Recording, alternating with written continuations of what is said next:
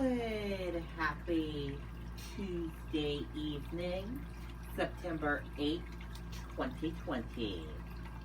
I'm Riley King, and welcome to the Riley King Newscast, right here on the Riley King Network. We have a lot of news to get to this Tuesday evening, so let's begin. First up, let's begin with some COVID-19 updates. No new COVID-19 deaths. Hospitalizations in New Hampshire as 21 new cases announced. No new COVID-19 deaths or hospitalizations were announced Tuesday in New Hampshire, although 21 new positive cases were confirmed. And now let's take a look at the coronavirus in New Hampshire updated data and information.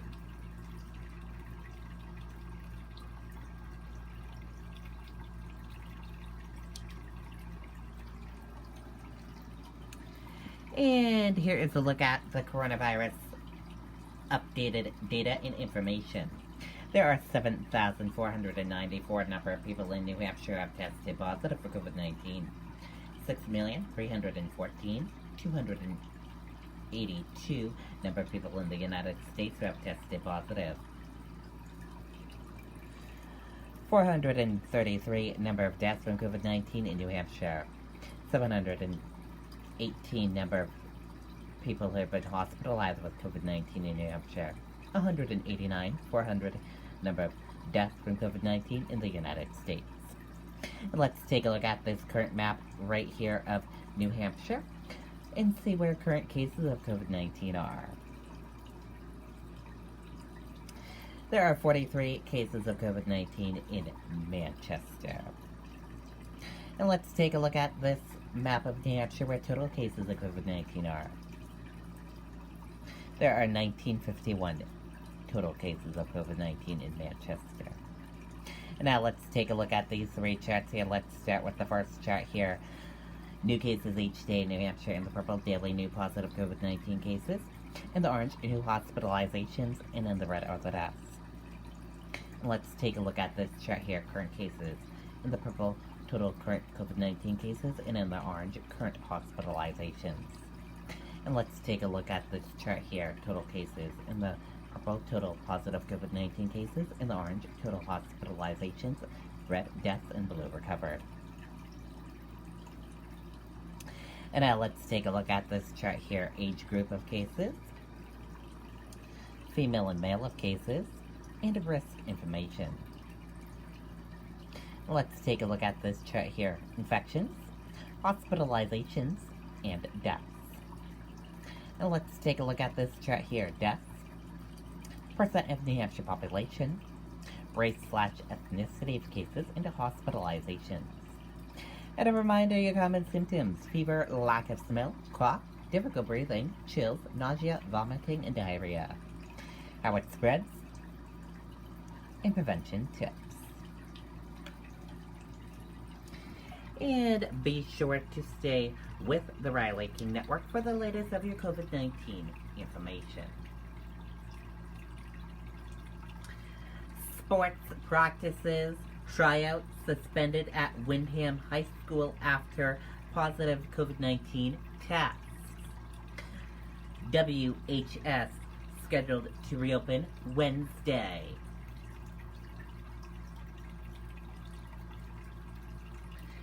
Athletics practice and tryouts at Windham High School have been suspended because of positive COVID-19 cases in the student body, school officials said. In a letter to parents, superintendent did not say how many students tested positive for coronavirus, but he said many of them are athletes. He said high school sports tryouts and practices would be suspended until further notice. The superintendent said the school contacted the Department of Health and Human Services, which is investigating. He said DHHS will provide the school with information and processes to follow. Windham High School is set to reopen tomorrow under a hybrid model in which would be in class at the school some days and taught remotely on other days under a rotating schedule. The superintendent said the school year will start as planned tomorrow. News 9 is reaching out to school and health officials. This story will be updated as we get more information into our newsroom. As you all know, today is primary voting day here in New Hampshire, and I went and voted today at my polling place in Deerfield, New Hampshire, and it was not that bad or crowded or busy. Very smooth process there, and that was great. Voters hit polls, vote absentee on unique primary day. Primary election being held aimed at pandemic. More than 75,000 absentee ballots already returned. Let's take a listen to that video from WMUR News 9, Ray Brewer.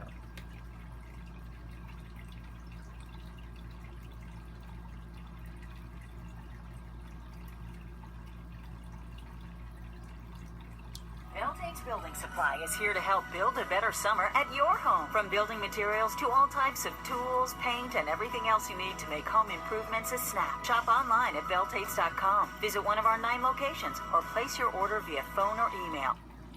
This year is really unpredictable. There's no historical precedent for this. In Manchester, the polls opened at 6 a.m.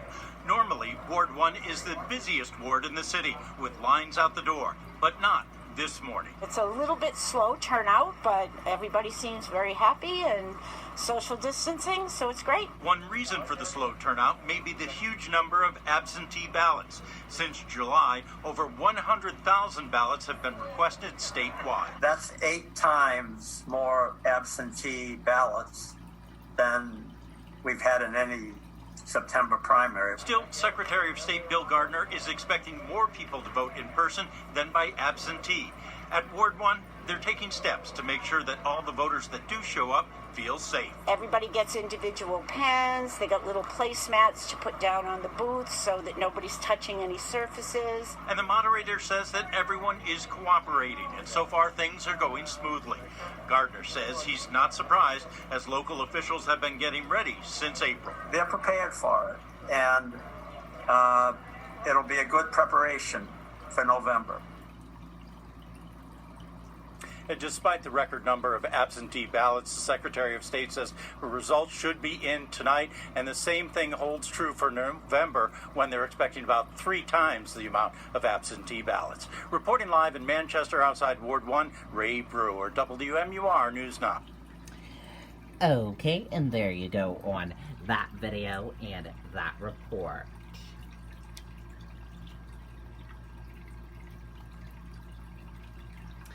Shaheen to accept 3 general election debate invitations. Democrat senator awaits winner of GOP Senate primary.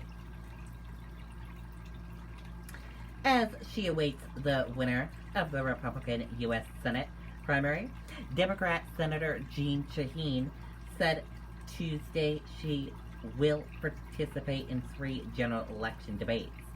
Shaheen said she will take part on debates sponsored by WMUR, New Hampshire Public Radio, and the Mount Washington Valley Economic Council. Granite Staters diverse the opportunity to hear from people who are asking to represent them so they can decide who will best advise their interests and really put New Hampshire first, Shaheen wrote in a letter to the 3 posts entitled, "There are important issues at stake, including confronting the pandemic and getting people back to work and protecting health care for people with pre-existing conditions. I look forward to participating in your general election debate and a discussion on the issues important to the people of our state, and I assume we can reach a agreement on front and other details. I think it's very important that people of New Hampshire hear where the candidate stands on the issues, Shaheen said. She said there are significant differences between her and the Republicans emerges as the nomination, including on how to approach the COVID-19 pandemic from health and economic standpoints. She also cited access to health care and the opiate epidemic. Shaheen is seeking a third term in the Senate. It's important for people of the state to know where we stand, what we support, and what we will try and do if elected, she said. Republicans are choosing among Brian Corky Measure or Donald Bullock, Andy Martin, and Gerard Olin for the Senate nomination.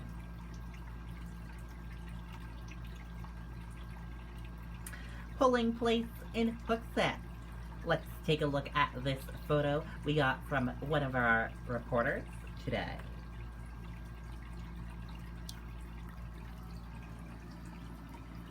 Polling place in Hooksett, New Hampshire.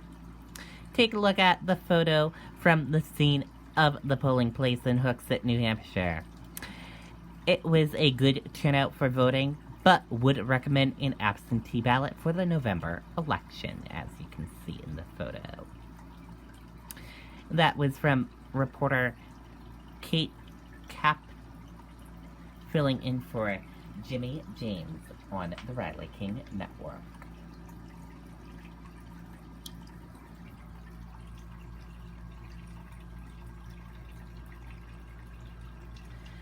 Traffic temporarily backed up for miles on I-93 in Ashland after power lines fall onto highway. Several lanes closed for some time as crews work to safely clear the road. Take a look at this photo right here. As you can see, this is the power lines, as you can see in this photo.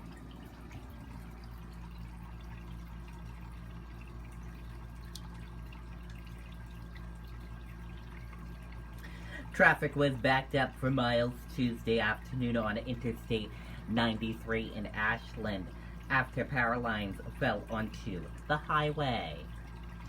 All northbound lanes were temporarily closed in the afternoon, causing a big backup. One southbound lane was also blocked. At times, people were out of their cars on the highway as crews worked to safely clear the roadway. Traffic began flowing again before 5 p.m.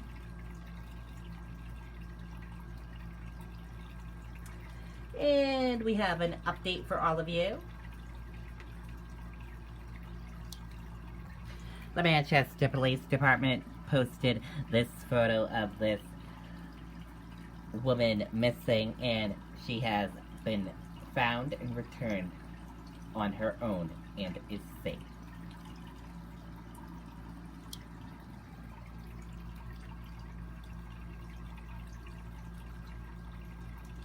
And also, the Manchester Police Department in Manchester, New Hampshire need your help.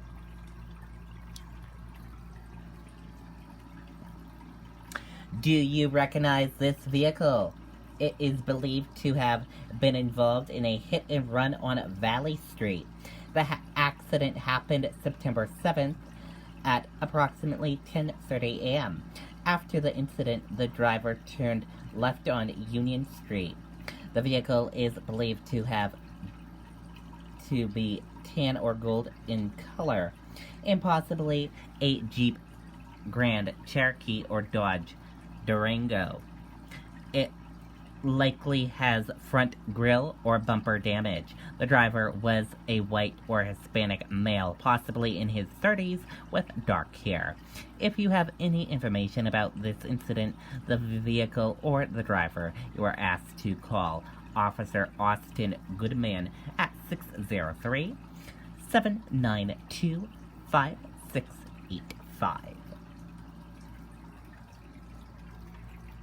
So again, if you recognize that vehicle, call the Manchester Police Department and help them solve this.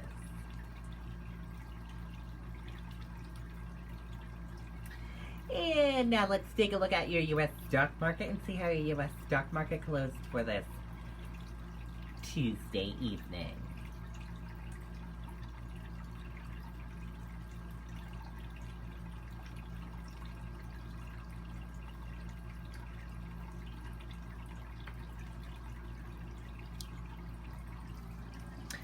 And here's a look at that U.S. stock market for all of you for this Tuesday evening. Your Dow Jones Industrial Average closed in the red and went down. Your Nasdaq closed in the red and went down. S&P 500 closed in the red and went down. Gold closed in the green and went up. Oil closed in the red and went down. U.S. 10-year closed flat. Euro/USD closed in the red and went down. And VIX closed in the green and went up.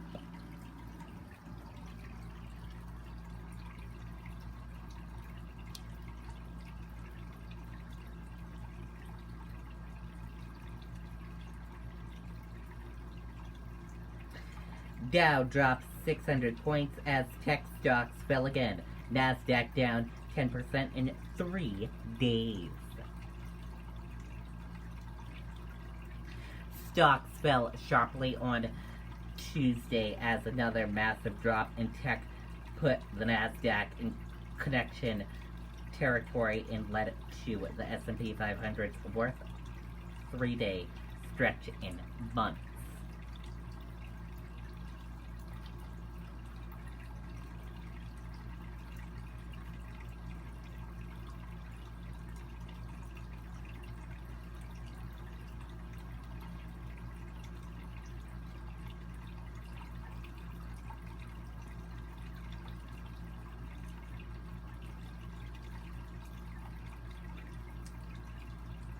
Labor Day weekend, a critical moment for the coronavirus pandemic. Let's take a listen to that video from ABC News.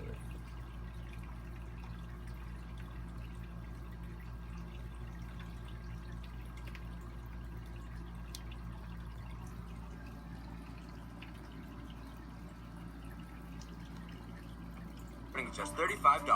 The network more people rely on gives you more. This Labor Day weekend is a critical moment for the coronavirus pandemic. Health officials fear holiday social gatherings could become COVID hotspots in a matter of weeks. Tonight, the virus has taken more than 189,000 American lives. Crowds like this in Las Vegas this weekend could fuel the spread. So could social events among college students. This lake outing near Indiana University. And all of it as we head into the fall with the flu season on the way. Here's ABC's Stephanie Ramos. Tonight, the Labor Day weekend dealing this country a crucial test in its battle against the coronavirus. In Las Vegas, crowds spotted with little to no social distancing, many not wearing masks. The tourists that are coming into town that are not staying 6 feet away from each other, but it looks like they're social distancing 6 inches away from each other.